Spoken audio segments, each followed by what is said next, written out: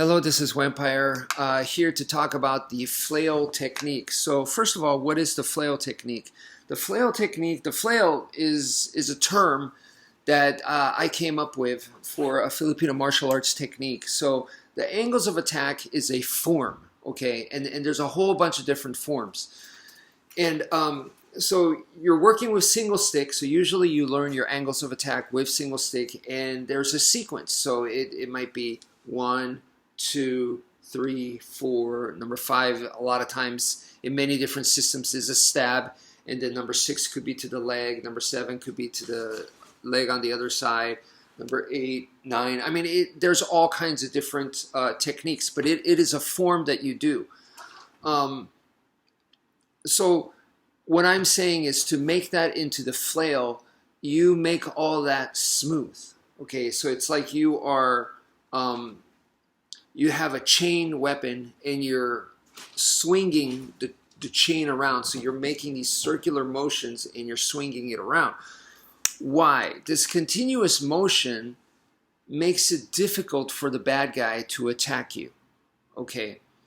Now, in real life, you would be really lucky to have a stick. Okay. Some kind of an improvised weapon that's similar to this, but you may not have that. Okay, so if you don't have that, then we want something, we still want some kind of weapon. So we're going to go to something smaller. So something smaller could be a knife, it could be a flashlight, it could be a pen, it could be your keys. Okay, and the idea would be the same there. Okay, you are going to be making these circular motions, okay, to keep the bad guy away, to make it difficult for them to just enter, because nobody wants to walk into this, okay? So what I want to say to you guys for today is, and this is, I've been talking to you guys about the flail, is when we go empty hand, you could still do the flail, okay? And the best way that I could describe it to you guys is that it's basically a jab, okay? So in boxing, you have your jab, boom, boom, boom. So this jab now is circular, like this, okay? So you're throwing this, this, and you could throw it at the different angles that you learn. So this is diagonal, diagonal, here. It's coming upwards, circle, boom, boom, boom, boom, boom, boom, boom, okay? The best example I could give you guys is we haven't seen the flail in MMA yet, and I think it's just a matter of time, and I'm hoping we get to see it, and when we do see it, I'm going to be super excited. But the closest thing that I've seen personally is the Diaz brothers, okay? And when they were first like starting to become more famous, they were criticized that their punches have no power, right? But they were winning matches. So they were like, hey, then why am I winning?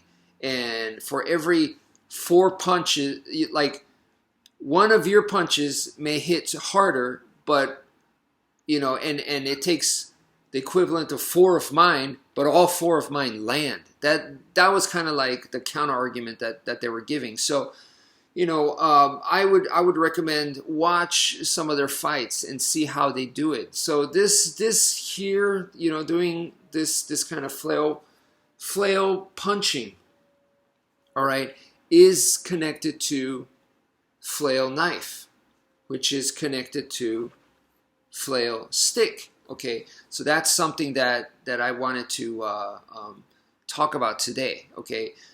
And once again, for self-defense, this is great. It's not necessarily like I want to damage the other person. It's just I want to make it difficult for them to get me. And if done correctly, it could be a very powerful thing. And the best example I could give you is think of a lion tamer.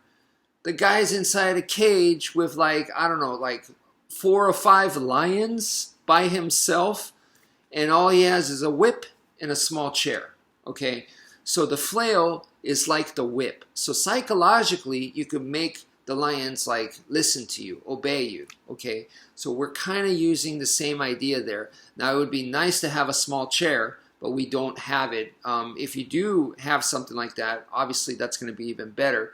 but the idea here is to use the circular motion and keep them at bay. So that's it for now. Thank you for viewing, and take care, folks.